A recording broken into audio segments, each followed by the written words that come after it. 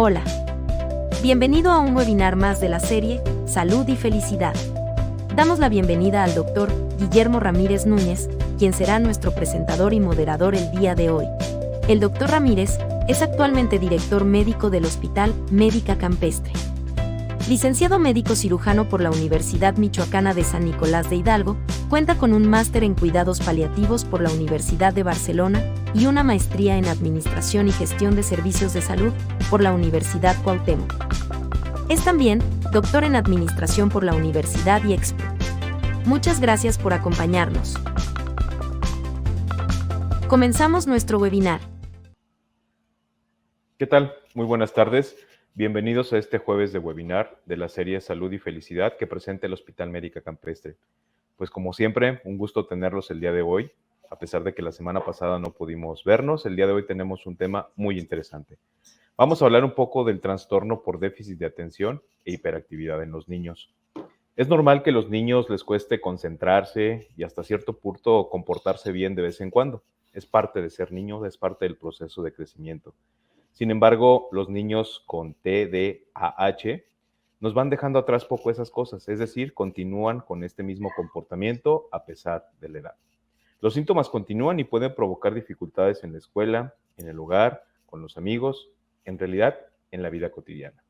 Y pues bueno, un niño con TDAH puede manifestar varias conductas como son fantasear mucho, olvidar o perder con frecuencia algunas cosas, hablar mucho, cometer errores por descuido o correr riesgos innecesarios, tener problemas para resistir a la atención, tener problemas para respetar los turnos e inclusive dificultad para llevarse bien con los demás compañeros. El día de hoy tenemos un especialista, el doctor Jorge Alberto Suárez Carrasco. El doctor es pediatra y neurólogo pediatra y nos va a hablar de este tema tan interesante. El doctor Suárez es egresado de pediatría por el Instituto Mexicano del Seguro Social de Torreón, Coahuila, y posteriormente realizó una subespecialidad en neurología pediátrica, egresado por el Hospital Universitario de Monterrey.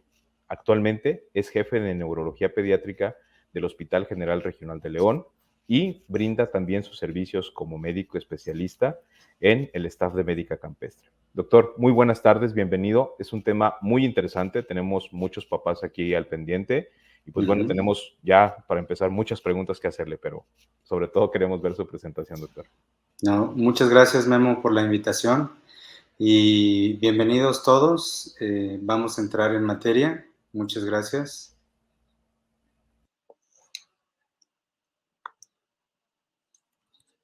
Sí, Memo, como dices, el trastorno por déficit de atención es un motivo de consulta muy común, es muy cotidiano.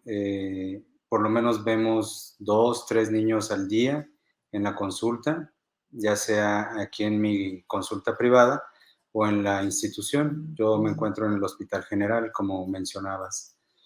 El trastorno por déficit de atención generalmente acuden más niños que niñas, ¿sí? Y más adelante vamos a ver cuál es el motivo.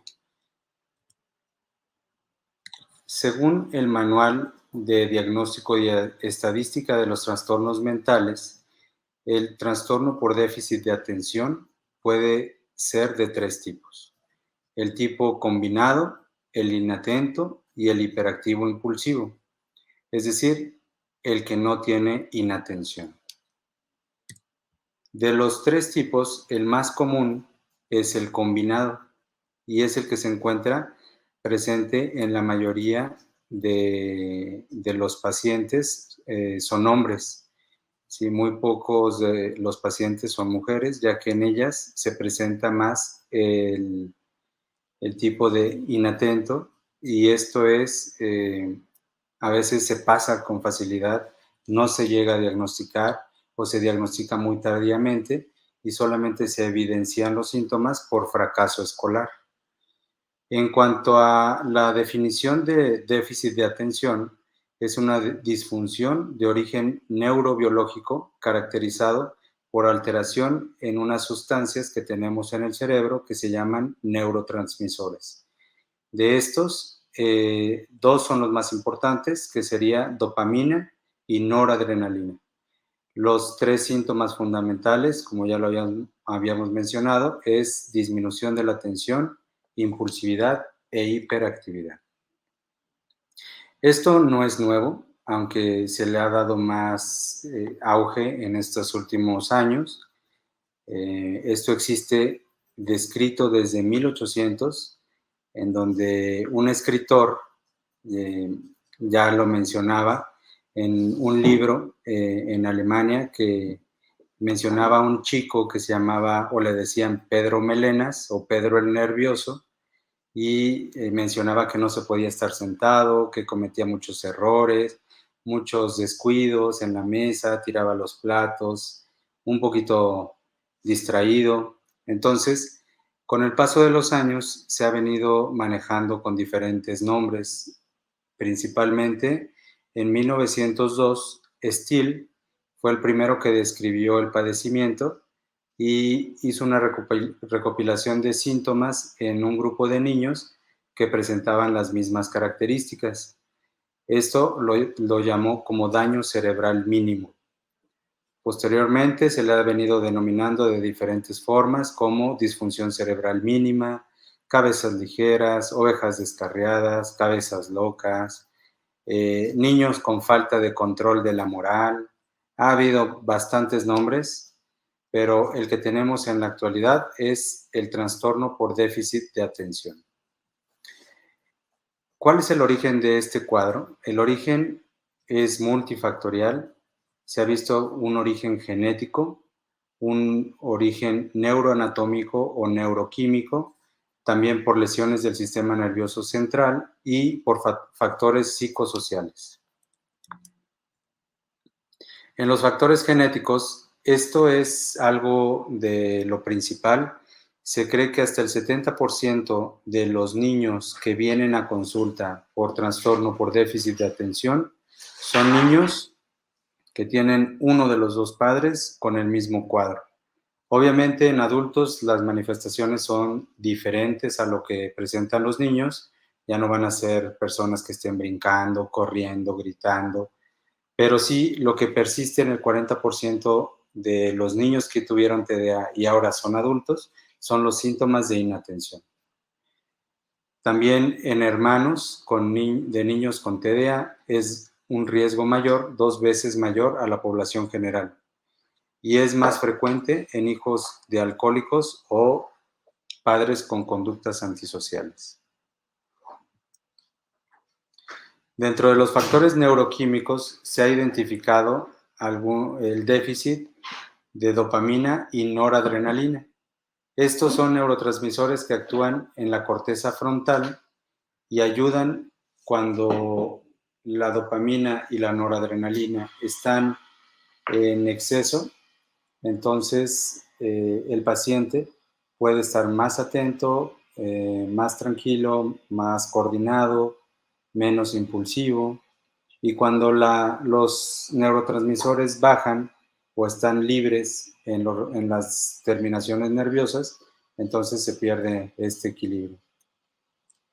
En cuanto a los factores neuroanatómicos y neurofisiológicos, las áreas involucradas, como ya lo mencionaba, lo que está en azul es la corteza frontal, se encarga de la atención. También tenemos ahí algunas otras funciones ejecutivas como planeación, razonamiento, memoria, etc. Los factores psicosociales definitivamente son muy importantes, ya que familias disfuncionales, padres separados, en donde el niño es cuidado por algún otro adulto, el temperamento difícil del niño y las exigencias sociales van haciendo que sea un niño a veces maltratado. Esto puede incrementar los síntomas. El problema a menudo es observado en la educación elemental, es decir, desde el kinder, ¿sí? Niños de 4 años, de 5 años, los refieren a consulta porque son muy inquietos, no se sientan, se salen del salón, se paran constantemente, no terminan un trabajo, gritan, interrumpen. Entonces, son niños que los maestros no dejan trabajar con los demás niños porque empiezan a distraer a todo el salón. Entonces, ese es un motivo por el que los papás acuden a consulta. Más que por iniciativa propia, es por indicación de los maestros. Para el diagnóstico, en la clasificación anterior del DSM-4 teníamos que los síntomas deberían presentarse antes de los 7 años. Ahora tenemos que los síntomas pueden presentarse hasta los 12 años de edad como límite superior, y la frecuencia e intensidad deberá ser excesiva para la edad y el nivel mental del niño, debiendo persistir por lo menos 6 meses y estar presentes en 2 o más situaciones cotidianas del niño, por ejemplo, como lo decías, en la escuela y en la casa, en la escuela y en el consultorio, en la escuela y en la iglesia. Entonces, 2 o más sitios, síntomas persistentes por más de 6 meses e inicio de los síntomas antes de los 12 años es diagnóstico de déficit de atención. La convivencia con un niño con TDA, como lo mencioné, es bien difícil. Son niños, el 60% de ellos pueden tener alguna comorbilidad, y de esta la más frecuente es un trastorno de conducta, que sería un trastorno negativista desafiante. Es decir, a todo dicen que no y se ponen al tú por tú con los adultos. No tienen una figura de autoridad bien definida y entonces pues todavía hacen más difícil lo que de por sí ya es difícil. Del 5 al 7% de la población pediátrica padece el problema. Puede ocasionar serios desajustes, no solamente familiares, sino escolares. A veces también perjudica a los hermanos que no tienen ningún síntoma de déficit de atención, ya que son hermanos, por decirlo así, abandonados. El niño con TDA requiere de mucha atención por parte de los padres, y entonces a veces eso crea resentimientos en los hermanos. El rendimiento académico puede ser bajo, no necesariamente, y el problema puede resolverse al llegar adulto. En la edad de adolescentes, 13, 14 años, los síntomas de hiperactividad e impulsividad se van disminuyendo, pero los que persisten en 40% son los de déficit de atención. Dentro de los criterios del DSM-5 para inatención tenemos: con frecuencia falla en prestar atención a los detalles o comete errores por descuido. Ahí los papás nos pueden contestar a veces, frecuente o muy frecuente. Ya depende de la respuesta, nosotros vamos a dar un puntaje y al final vamos a sumar todo, y si junta más de 6 criterios de los 9, consideramos como presente el síntoma de inatención. Con frecuencia tiene dificultades para mantener la atención en tareas o actividades. Con frecuencia parece que no escucha cuando se le habla directamente. Con frecuencia no sigue las instrucciones y no termina los trabajos o quehaceres en la casa. Con frecuencia tiene dificultad para organizar sus tareas y actividades. Evita, le disgusta o rechaza dedicarse a tareas que requieren un esfuerzo mental sostenido. Con frecuencia pierde las cosas necesarias para tareas o actividades como lápices, juguetes o algunos otros objetos. Con frecuencia se distrae fácilmente por estímulos externos y con frecuencia olvida las actividades cotidianas. Esos serían los síntomas de inatención. En los síntomas de hiperactividad tenemos 6 puntos. Con frecuencia juguetea o golpea con las manos o los pies o se retuerce en su asiento. Igual, los papás nos responden a veces, frecuente o muy frecuente. Con frecuencia se levanta en situaciones en que se espera permanezca sentado. Corre o salta excesivamente en situaciones en que es inapropiado hacerlo. Parece que tuviera un motor y no se detiene. Con frecuencia habla excesivamente. Le cuesta trabajo dedicarse a actividades de juego tranquilo o de ocio. Y para hiperactividad tenemos impulsividad, tenemos 3 puntos. Con frecuencia responde inesperadamente o antes de que se haya terminado la pregunta. Con frecuencia le es difícil esperar su turno y con frecuencia interrumpe o se inmiscuye en actividades o conversaciones de los demás. Creo que todos tenemos algunos síntomas y podrían decir, es que yo tengo hiperactividad, yo tengo impulsividad, yo tengo inatención. Sí, muchos lo tenemos, pero mientras no afecte su vida cotidiana, este no es un problema. Todos tenemos algo de depresivos, de obsesivos, de hiperactivos, etc. Existen 3 tipos de TDA. El TDA de tipo combinado, que es el más frecuente. En este persisten los síntomas de inatención, hiperactividad e impulsividad. Este es el más fácil de detectar, el que se detecta a edades más tempranas y es más frecuente en hombres, ya que los hombres son más latosos. El déficit de atención de predominio inatento es el que se presenta con más frecuencia en las mujeres, se detecta más tardíamente y se puede caracterizar por fracaso escolar solamente. El TDA con predominio hiperactivo impulsivo también es un TDA en donde no hay síntomas de inatención, pero el niño es muy, muy hiperactivo. Como dije, las características principales son hiperactividad, impulsividad y déficit de atención. Y de forma secundaria tenemos los síntomas que pueden estar agregados como tics, trastorno depresivo, bipolaridad,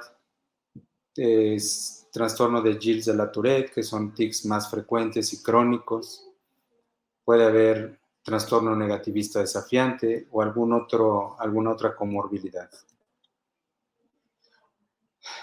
La agresividad en un niño impulsivo es una conducta que provoca rechazo social, lo que puede conllevar a aislamiento por parte del niño, dificultad para ponerse en el lugar de otro o para predecir la consecuencia de sus actos.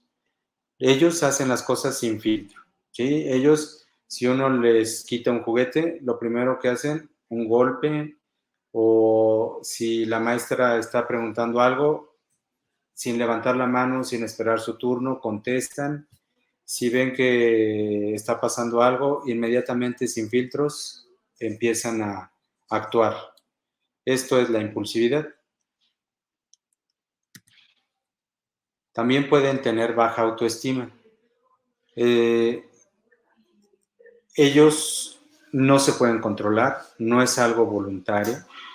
De hecho, hay niños que han llegado a la consulta y me dicen, doctor, es que yo no lo quiero hacer, pero no me puedo detener. Entonces,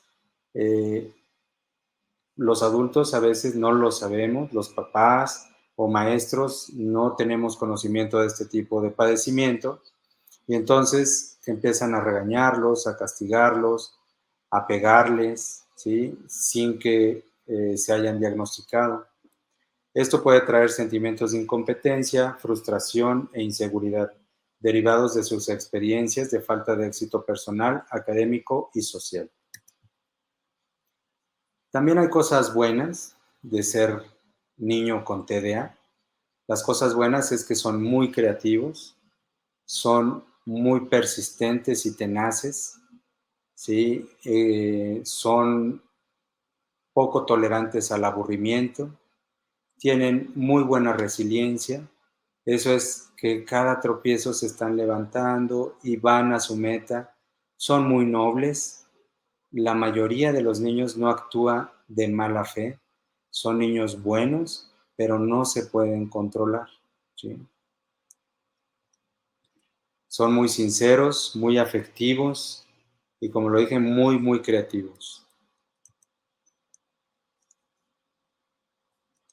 Las alteraciones asociadas puede haber, no necesariamente, déficit cognitivo, desorganización, agresividad física y verbal, rechazo social, puede haber trastornos de sueño asociados, desmoralización, depresión y ansiedad, dificultades en el aprendizaje y escaso rendimiento académico, escaso éxito profesional y mayor riesgo de accidentes.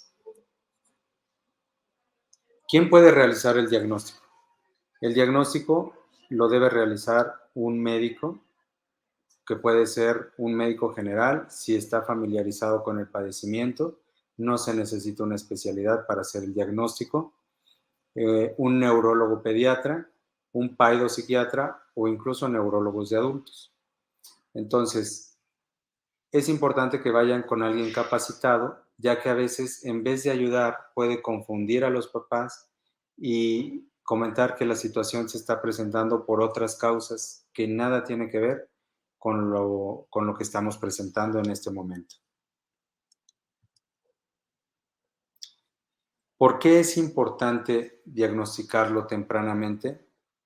Es muy importante para evitar la aparición de otros síntomas asociados, como los que comenté: baja autoestima, problemas emocionales, dificultades en las relaciones sociales, problemas de relaciones interpersonales. También en niños más grandes, pues ya se van dando cuenta más de lo que está sucediendo, de que son rechazados, de que los maestros los excluyen, o incluso los familiares, ¿verdad? De algunas actividades.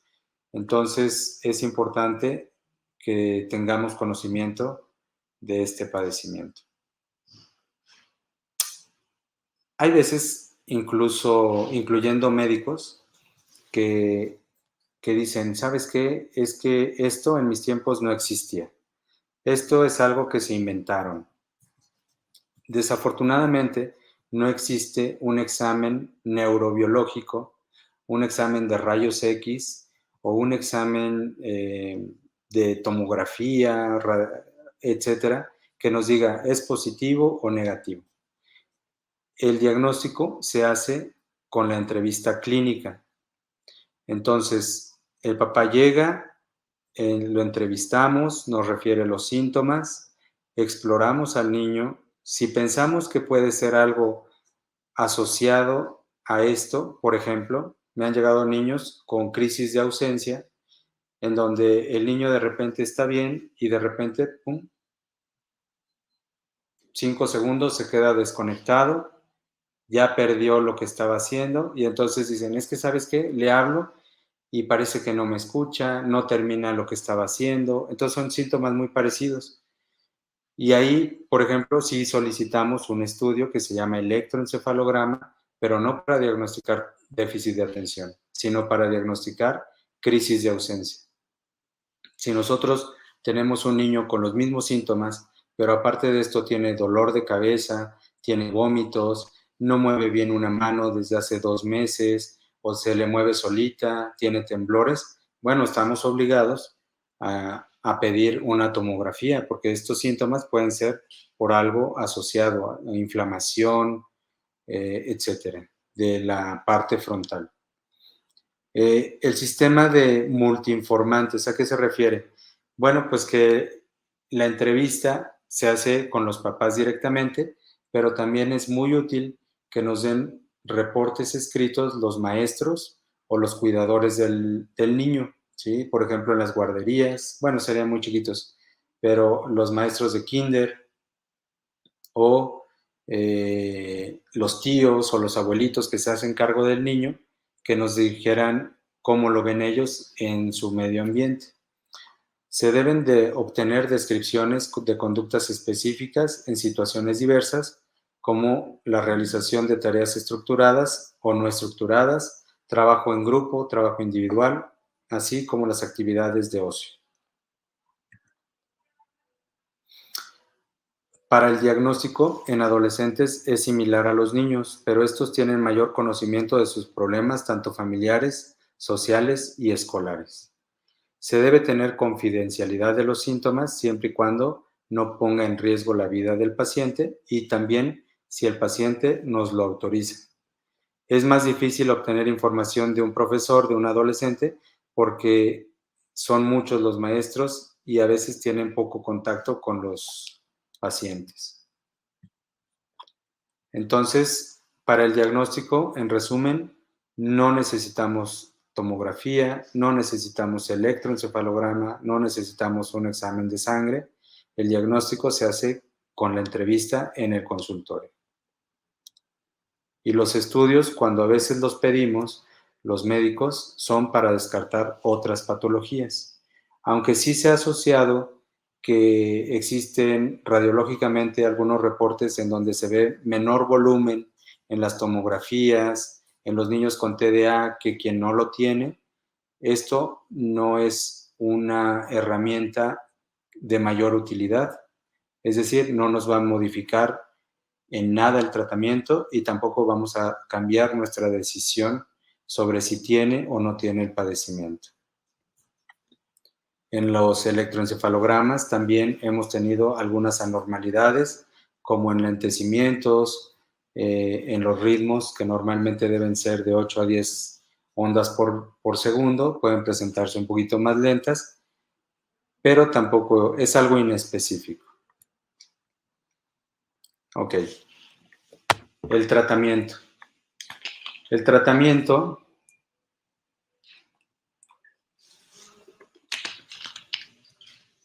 es algo muy controvertido,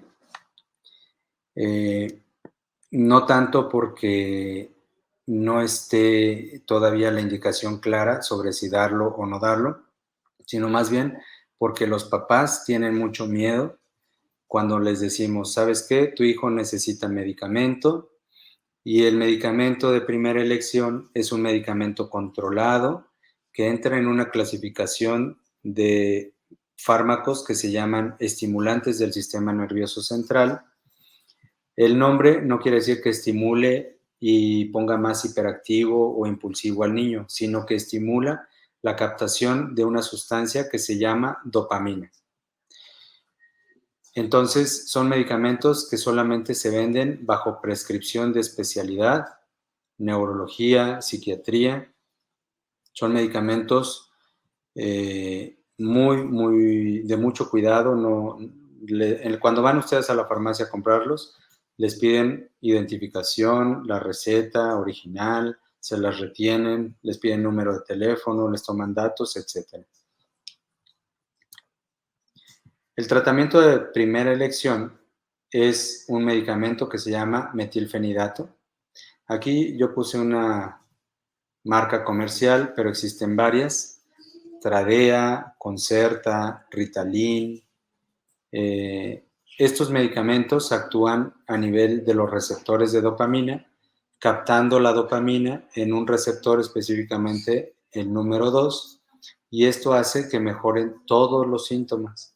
¿Qué ventaja tiene este medicamento? Bueno, pues que no hay que esperar tanto tiempo para ver una respuesta a la medicación. A veces, desde la primer toma, podemos ver cambios en el niño, ¿sí?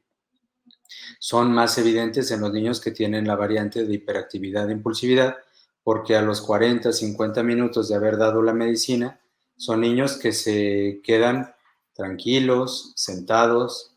Obviamente no están sedados ni somnolientos. Lo que queremos, yo siempre le digo a los papás, es que mejoren, no que empeoren, ¿sí? Que mejoren todas sus capacidades, que a lo mejor no pueden explotar porque cambian de una actividad a otra, porque se paran, porque no terminan, porque no se pueden concentrar. Este medicamento les ayuda a esto. El medicamento puede tener una vida media de aproximadamente de 4 a 6 horas en el de acción corta, pero también tenemos medicamentos que son de acción prolongada, en el que podemos tener vidas medias de 6 a 8 horas o hasta 12 horas. Existen otros tipos de medicamentos que se llaman no estimulante. En esta clasificación entra un medicamento principalmente que se llama atomoxetina. También va a actuar sobre los neurotransmisores, pero este va a actuar a nivel de la noradrenalina. Y esto va a hacer que mejoren los síntomas de inatención, de hiperactividad, impulsividad, y también puede ayudar al trastorno negativista desafiante. Este medicamento es de segunda línea y el inicio de acción, a diferencia del metilfenidato, que puede actuar desde la primera toma, este sí hay que esperarse por lo menos de 4 a 6 semanas de estarlo tomando diariamente para ver un efecto sobre el paciente. El efecto va a ser más sostenido, no va a tener picos de aumento y disminución de los síntomas, es un poquito más, se mantiene en una línea basal.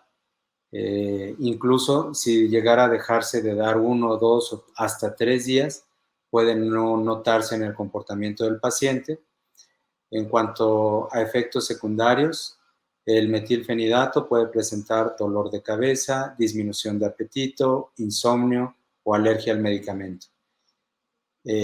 Con la atomoxetina, también alergia al medicamento como una reacción idiosincrática, es decir, cada persona reacciona de forma diferente a cada medicina, y también a veces alguna alteración en el estado de ánimo.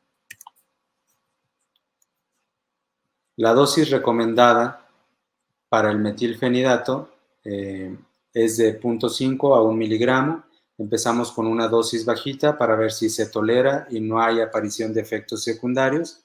Si lo tolera el paciente, podemos incrementarlo dosis respuesta cada 2 o cada 3 semanas, depende del caso. El medicamento se indica 2 veces al día cuando es de acción corta, en la mañana antes de entrar a la escuela. Le va a durar más o menos el horario escolar, que es de 8 de la mañana a 1 o 2 de la tarde, y damos una dosis en la tarde después de la comida para que se concentre y pueda hacer su tarea o alguna otra actividad extraescolar que tenga el paciente. La dosis en promedio puede ser de 10 miligramos en la mañana, 10 miligramos en la tarde, pero podemos tener formulaciones de liberación prolongada en donde damos 20, 36 o hasta 54 miligramos en una sola toma, solamente una vez al día. Este medicamento no se da en la noche. ¿Por qué? Porque uno de sus efectos secundarios es que provoca insomnio. ¿Sí? Entonces no se recomienda darlo después de las 5 de la tarde porque el paciente se va a dormir muy tarde ese día. La atomoxetina, como ya lo comentaba, es un medicamento que actúa a nivel de la noradrenalina y ha mostrado efecto para tratar los síntomas de inatención, tanto en niños, adolescentes y adultos. La administración es de una vez al día. A veces los pacientes nos refieren que se sienten mareados. Podemos darlo en la noche, sí no hay ningún problema. También depende del peso. Tenemos dosis desde 1 miligramo hasta 1.8 miligramos por kilo y varias presentaciones. También existen varias marcas. De la marca pionera se llama Stratera, pero existen muchas otras y el precio también es variable. El tratamiento, por ejemplo, con metilfenidato, que es el medicamento de primera elección, una cajita con 30 pastillas puede costar 300 pesos. Si la dosis es de 2 pastillas al día, ese medicamento les va a durar 15 días. Entonces, el costo del tratamiento al mes pues va a ser lo doble, ¿verdad? Serían 600. También cuando es un medicamento de liberación prolongada, el costo se incrementa. Son fármacos que cuestan más, 700, 800 pesos. En cuanto a la atomoxetina, pues también es un medicamento que no es nada barato. Una cajita con 14 cápsulas cuesta aproximadamente 300 a 400 pesos y pues también habrá que considerarlo. Entonces, en conclusiones, el TDA se caracteriza por 3 síntomas principales que son déficit de atención, hiperactividad e impulsividad. El origen es multifactorial, es una enfermedad que no se cura, solamente se controla. El tratamiento no solamente son medicamentos, también es ir a terapia de tipo conductual con un psicólogo o con maestros muy capacitados. Los padres y maestros son fundamentales para el tratamiento. Yo le digo a los papás, el tratamiento, el 80% son la terapia conductual y el 20% son los medicamentos que uno como neurólogo o como psiquiatra puede aportar al padecimiento.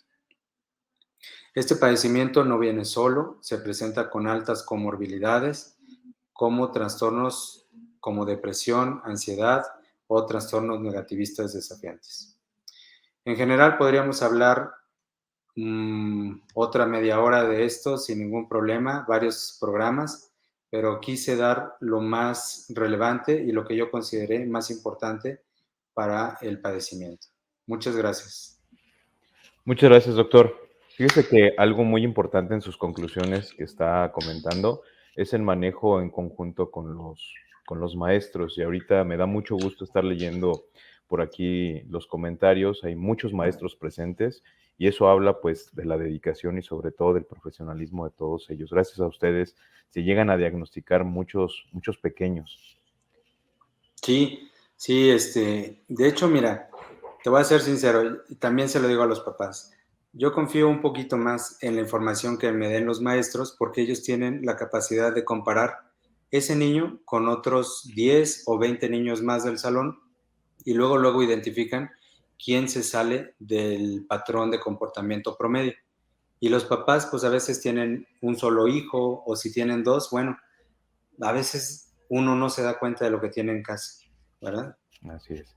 Pues muy bien, doctor, muchísimas gracias. Vamos a entrar con el modo de preguntas y respuestas y pues efectivamente algunas de las preguntas que nos están haciendo los profesores es si tiene alguna referencia bibliográfica, algún libro, alguna página web, doc, donde se puedan ellos, ahora sí que empapar de más al respecto para poder ayudar a estos pequeños.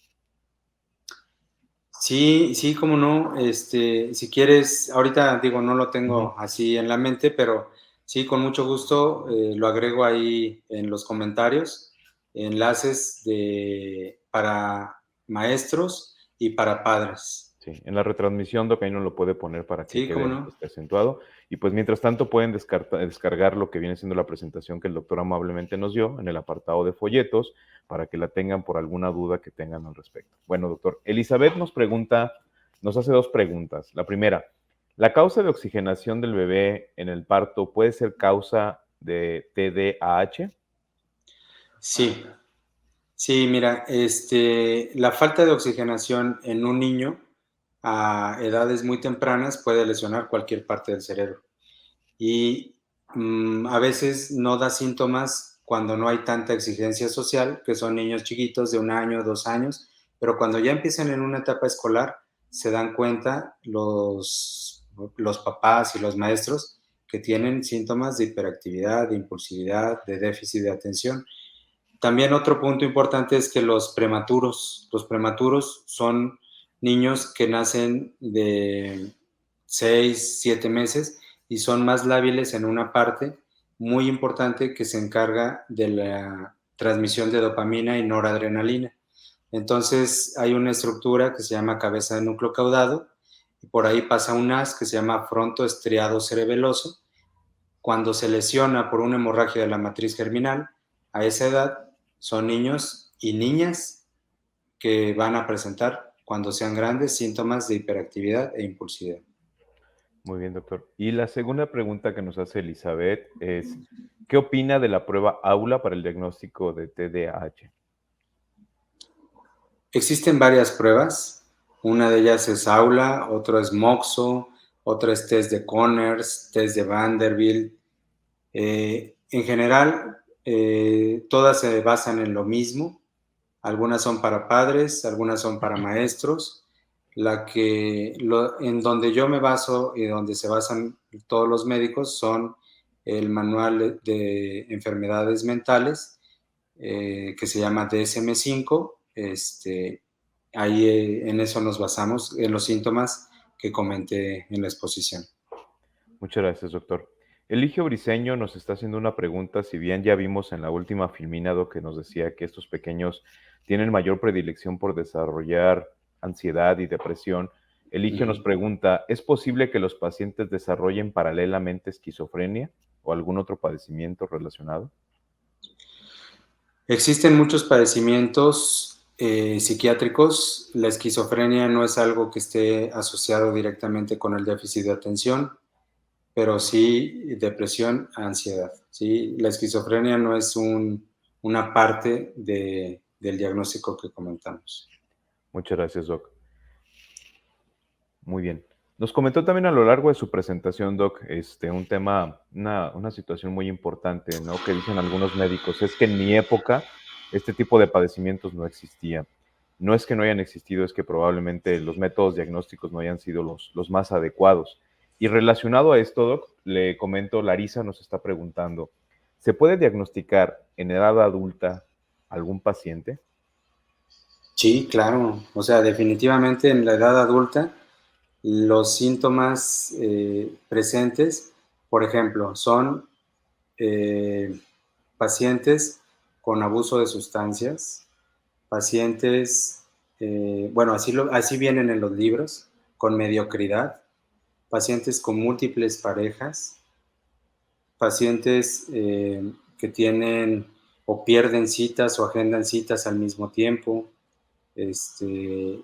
mm, adultos que no se acuerdan dónde dejaron el carro, dónde dejaron las llaves, que no se acuerdan de que tenían que ir por su hijo a la escuela, etcétera. Entonces, sí, definitivamente el padecimiento existe en adultos, aunque es poco diagnosticado, ¿sí? Pero sí, sí existe. Muchas gracias, Doc.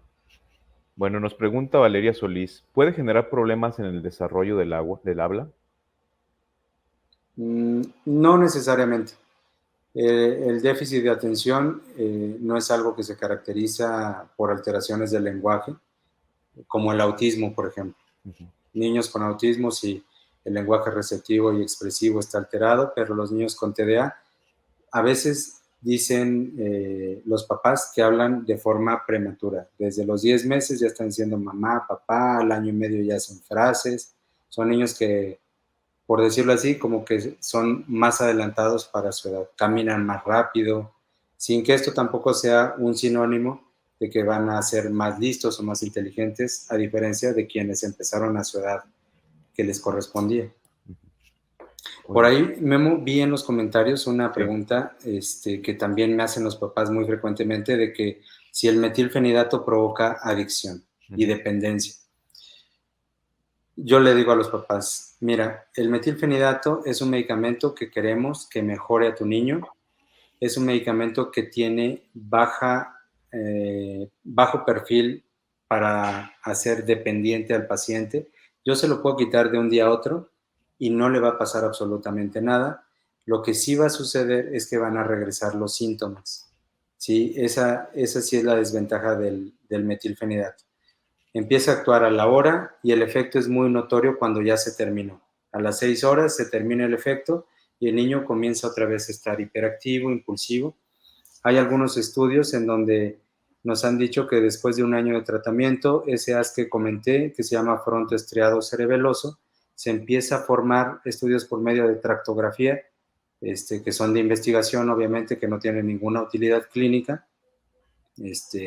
Sí hemos visto que se empiezan a formar después de un año de tratamiento. ¿Cuánto dura el tratamiento? Lo que tenga que durar. No tenemos un tiempo especificado de un año, de medio año, de 3 años. Tengo pacientes desde los 4 años y ahorita tienen 14, 15 años que apenas están dejando el medicamento. Uh-huh. Muchos de los papás tienen mucho miedo al iniciar, pero después de los 6, 7 meses o al año, cuando yo les digo, ¿sabes qué? Vamos a hacer una prueba, vamos a dejarlo sin medicina, muchos ya no quieren quitárselo, ¿verdad? Porque ven que funcionan, el funcionamiento social, cognitivo y de todo es muy bueno para ellos. Muy bien, doctor. Y siguiendo esta línea, más o menos con lo que está platicando, nos preguntan, Marrosa, ¿estos niños deben de tener siempre tratamiento o pueden llevar la terapia conductual o una y otra, o qué es lo más recomendado, las dos? Las dos son recomendadas, de hecho tienen que hacerlo al mismo tiempo. Una vez que vienen con nosotros se diagnostica y yo lo que hago es enviarlos con algún psicólogo para la terapia conductual. Esta terapia conductual no nada más es para los niños, más bien es como una escuela para padres, en donde les enseñan el cómo dar las indicaciones, cómo supervisarlas, cómo hacer comentarios positivos, cómo hacer comentarios negativos, premios y quitar privilegios, etcétera. Todo eso tiene que ser al mismo tiempo, medicina y terapia conductual. Correcto, doctor. Ernesto Cisneros nos pregunta, una de las dudas más frecuentes de los padres se relaciona con la adicción que puede generar un medicamento. ¿Qué orientaciones podemos dar al padre de familia sobre este tema? Mira, Memo, es más probable que si el paciente no es tratado, vaya a tener de adolescente o adulto mayor riesgo de adicción. Eso hay estudios, metaanálisis, que apenas se publicaron el año pasado en un consenso internacional, en donde se vio que los niños no tratados con déficit de atención son niños que tienen mayor riesgo de padecer adicciones, tabaquismo, alcoholismo, drogadicción, que los niños tratados que quedaron a la par de padecer esas mismas adicciones, pero quedaron a la par con niños que no tenían déficit de atención, ¿sí? Entonces yo les digo, ¿sabes qué? Esto no es algo que vaya a perjudicar, no afecta el riñón, no afecta el hígado, no hay que estar revisando exámenes con periodicidad de laboratorios, química sanguínea, pruebas de función hepático, tiroides, etcétera, como otros medicamentos que utilizo como anticonvulsivos, en donde sí hay que estar haciendo de ese tipo de exámenes. Uh-huh. Entonces, yo creo que el beneficio es mucho mayor que el riesgo que tienen de presentar algún efecto adverso. El efecto adverso, como te comento, dura lo que dura el efecto de la medicina, que son 4 a 6 horas, y lo más común, dolor de cabeza, disminución de apetito, sequedad de boca o alergia al medicamento e insomnio. Ok, doc, muchas gracias. Oiga, doc, también una pregunta muy interesante. Ahora, derivado del COVID, pues muchos pequeños no retornaron al colegio y siguen en clases virtuales. Algunos de ellos van iniciando ciclo y en este caso María del Carmen nos pregunta, ahora con las clases en línea y que recién inician la edad escolar, ¿la distracción continua puede ser déficit de atención? Está difícil, ¿eh? Sí, mira, un niño en la edad preescolar es difícil que atienda una computadora. O sea, no lo van a tener sentado. Yo diría casi imposible y algo normal. Uh-huh. Pero si este niño, aparte de esa situación, presenta los síntomas que comenté en otras situaciones, por ejemplo, en la iglesia, en la casa de los abuelos, en el consultorio, en el supermercado, y estos síntomas están presentes por más de 6 meses, sí puede tratarse de déficit de atención. Pero si este niño solamente no quiere trabajar en computadora, pues esa cosa aislada yo diría que es normal. Muy bien, doctor. Muchas gracias. Nos pregunta Rosario María Morales, cuando un niño tiene déficit de atención, ¿lo dan de alta a sus neurólogos? ¿Es posible que se cure para siempre? Sí es posible.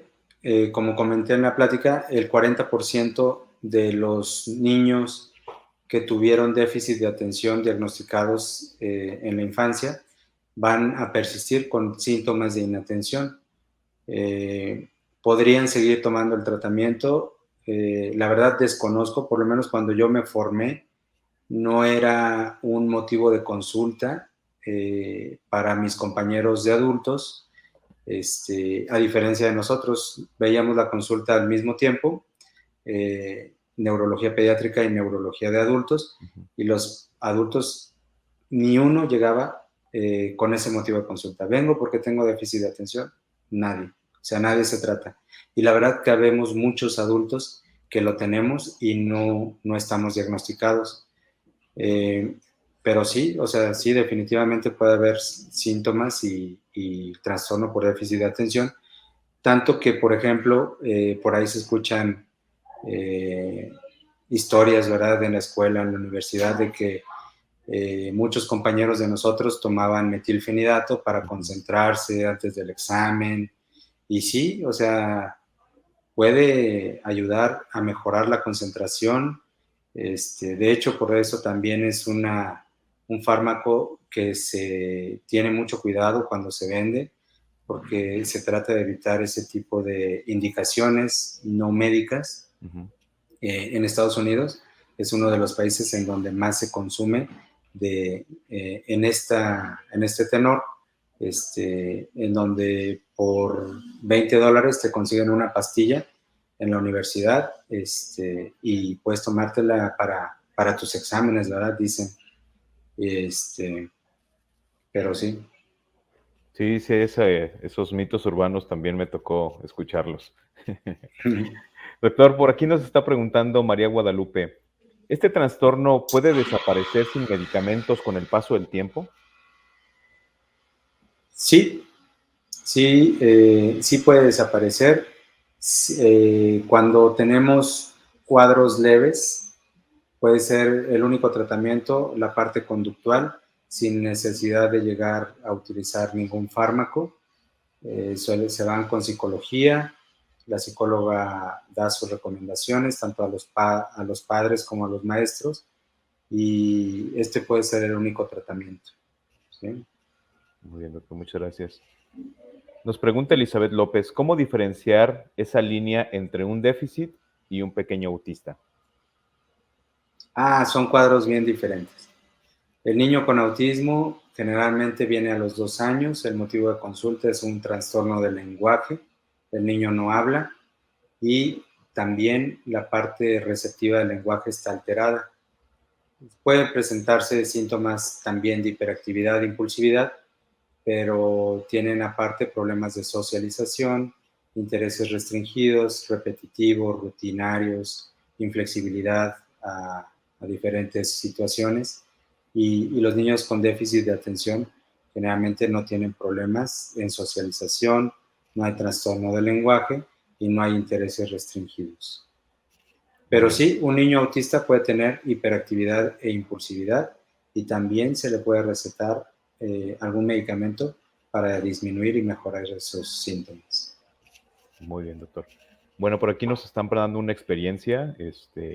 Nos dice Sandra, si hay adultos con este síndrome, lo confirmo. Mi esposo lo padece desde niño y tiene 2 sobrinos adultos ya con la misma situación y por ende mi niño lo padece. Pues bueno, es aquí lo que nos comentaba esa línea genética. Sí, sí es bien heredable. O sea, le digo a la mamá, que generalmente es la que va a consulta con el niño, le digo, también en los adultos puede haber el 70% de las veces.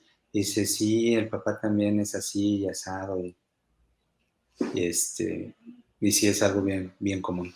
Muy bien, doctor. Y pues ahora existen muchas terapias alternativas, no solamente en la cuestión médica, sino también en la cuestión emocional.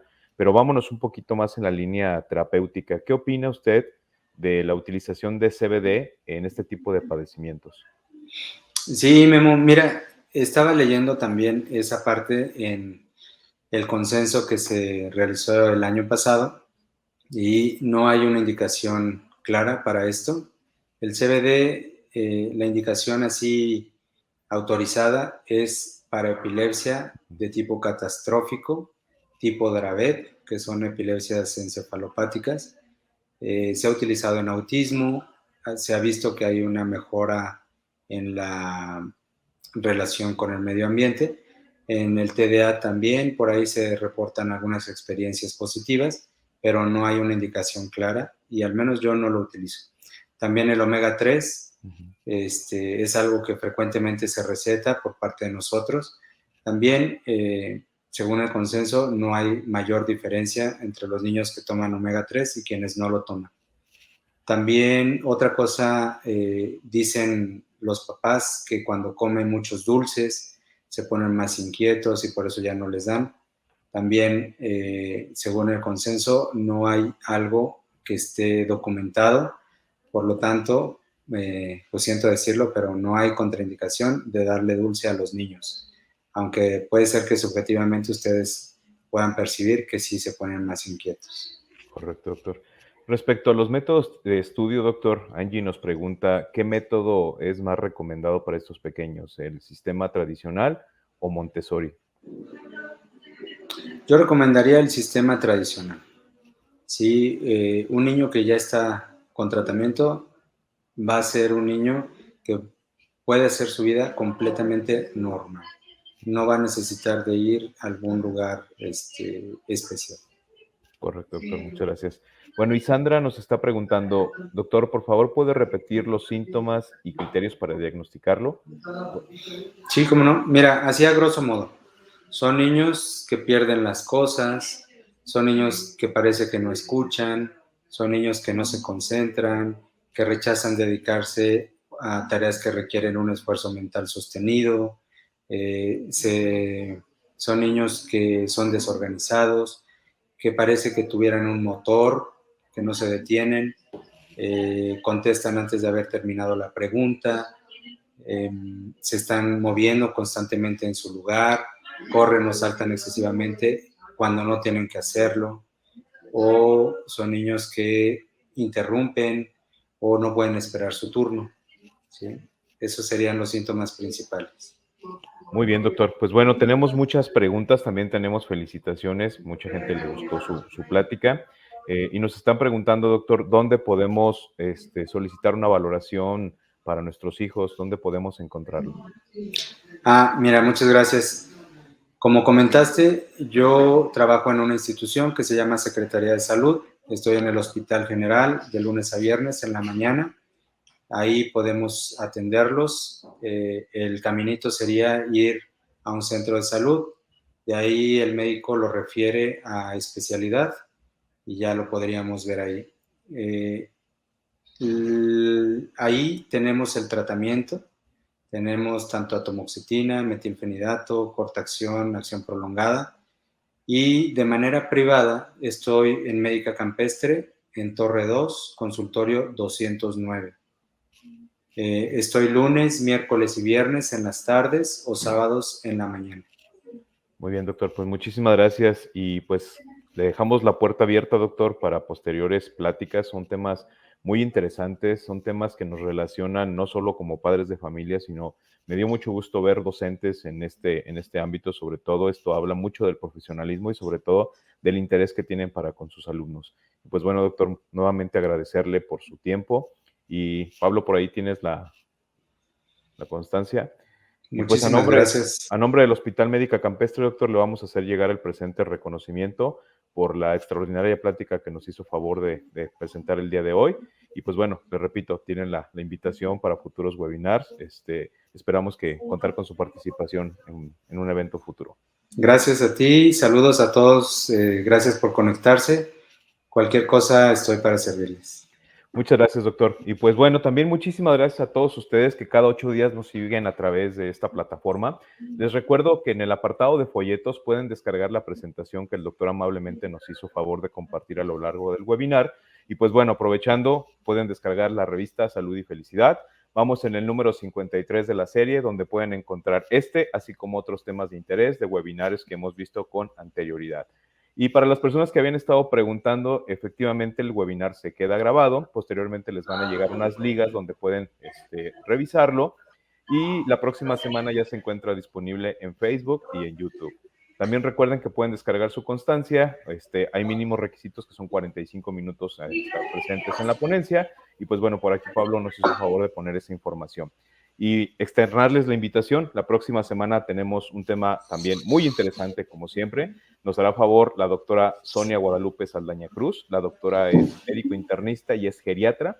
Y nos va a hablar del cuidado a mi familiar con Alzheimer. Este mes se conmemora el mes internacional del Alzheimer y conmemorativamente a eso, pues vamos a hablar al respecto.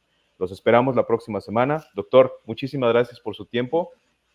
Gracias a ti. Gracias, Pablo, y gracias a todos ustedes que nos siguen desde casa. Cuídense mucho, por favor.